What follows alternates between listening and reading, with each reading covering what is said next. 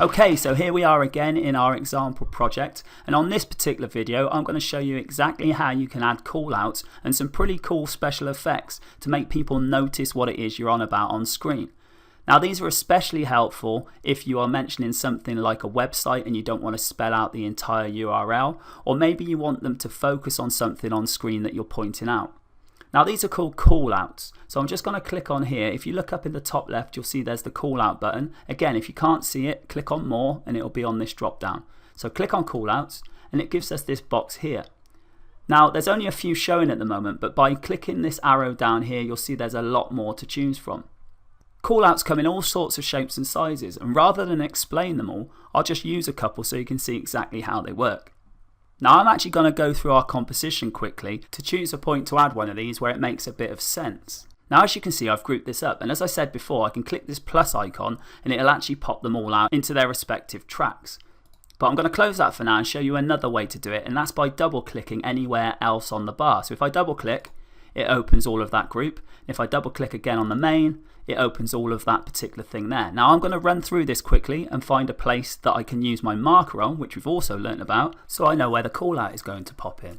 So bear with me just a minute while I hit play. I'm pressing spacebar for this particular one. Hey there, welcome to Access All Areas Green Screen Edition. Now I'm going to add a marker there by hitting M, and I'm actually going to put product name. This is just to show you how I do this normally. I wouldn't necessarily put a marker there and put a call out, but I'm going to show you exactly how you can use them. Now I'm actually going to remove the other markers that we had from the previous videos because they're actually not needed anymore and they were just for demonstration purposes. So I've got this here and I've called it product name. Now what I can do now is I can actually add a call out where it shows maybe the name or the website that I'm actually mentioning on screen. So I'm going to go here, click this down arrow and get a bunch of other ones that I can use. Now for this instance, I'm literally going to just use a rounded rectangle. Now all I do is I click and it'll put it on the timeline at the point that I was. In this case, it's my marker, so I know it's where I want it to appear. Now in order to put some text in it, all I do is I come over here and click, and then I just type whatever it is I want to type. So in this case, I'm going to type Access All Areas, Return Green Screen Edition. And as you can see, it's appeared over here. Now if it's the wrong size and it's not fitting in, you can modify it in one of two ways. You can either highlight the text in here and actually use these drop downs to get the different size fonts, much like you would in something like Microsoft Word or WordPad, that sort of thing.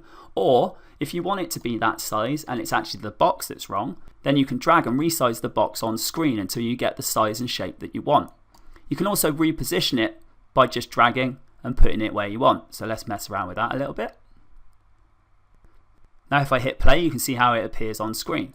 Screen Edition, and thank you for joining me on the inside of this membership. I'm really stoked to have you here, and I know you're going to learn.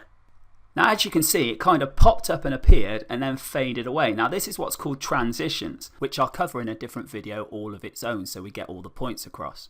So let's go and grab one of the different types. Now if we come back up here again and we click on the down arrows, you'll see that there's different shapes and there's different sketch motion and there's different specials. Now you could just use the text box here instead of having that rectangle if you wanted to, if you just want to say something on screen. So let's choose that quickly and I'll show you how that works. So we click on the text, it comes in here, and then we do exactly the same and we type what we want to type.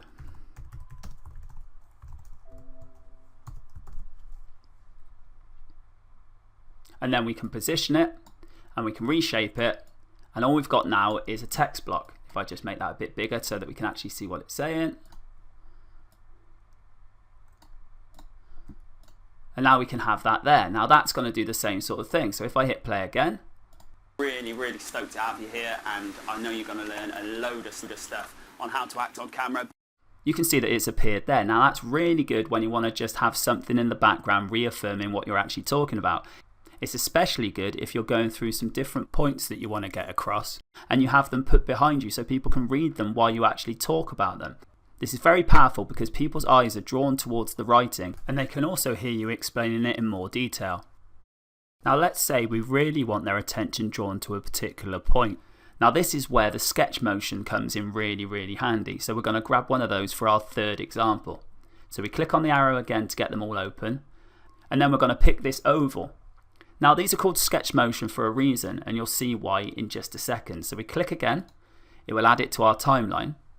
And then what we can do, at the moment we can't see it, but we can resize it if we want to even before it starts, because those are the boundaries of this particular oval. Now when I press play now, watch what it does. But also how to set it all up and how to do all the editing. Now how cool is that? Now if you really want someone to be drawn towards a certain point, this is fantastic because people see the motion going on, they'll look at it and they'll read whatever is being circled at the time. Now obviously the reason it's called sketch is because it sketches it in front of you, and you can control how long it takes for that to happen. To do this, all you have to do is come up to draw time and change the setting for that, and that's how long it will take to draw it. And then fade out time is the opposite, it's how long it takes to disappear. So you can mess around with this and get it just right so that it goes along with whatever you're saying or whatever it is you're trying to point out. For example, if I change the draw time on this one so that it takes 3.5 seconds, you'll see that down here it's actually got longer on this first part here, which is part of a transition. Again, we'll cover that in a different video. But if I bring the head back now and then press play, you'll see how long it takes to draw this time. And a load of stuff on how to act on camera, but also how to set it all up and how to do all the editing. Very cool stuff, and you can do exactly the same at the other end of the sketch so that it takes longer to actually disappear. Now rather than me go through every single one of these, it's much easier if you just go and try these out. They're very easy to use but very, very powerful.